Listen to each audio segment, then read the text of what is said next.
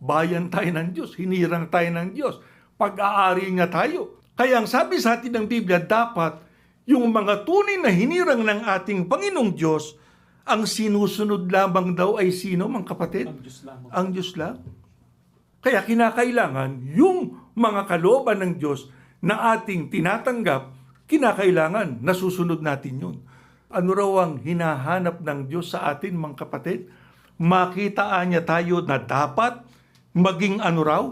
Banal at walang kapintasan. Kaya nakita ninyo ang kampanya natin sa iglesia. Puspusang pagbabagong buhay. Hindi po natin inimbento yun. Yan ay aral ng ating Panginoong Diyos na dapat nating sundin.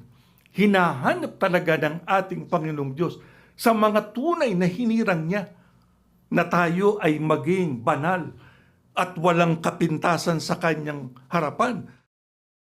Ang sabi sa atin ng mga apostol, hinirang kayo upang sa ganon ipagbigay alam sa mga tao kung gaano kadakila ang ating Panginoong Diyos. Dapat nating ipaalam sa mga tao kung papaano sila maliligtas. Alin bang iglesia ang nakasulat sa Biblia na tinubos ng ating Panginoong Kristo? Alin po? Iglesia ni Kristo. Kaya dapat makilala ng tao ang kahalagahan ng Iglesia ni Kristo. Sapagkat pagka ang tao nasa loob ng Iglesia ni Kristo, yan ang natubos ng ating Panginoong Kristo, yon ang nakatitiyak ng kaligtasan.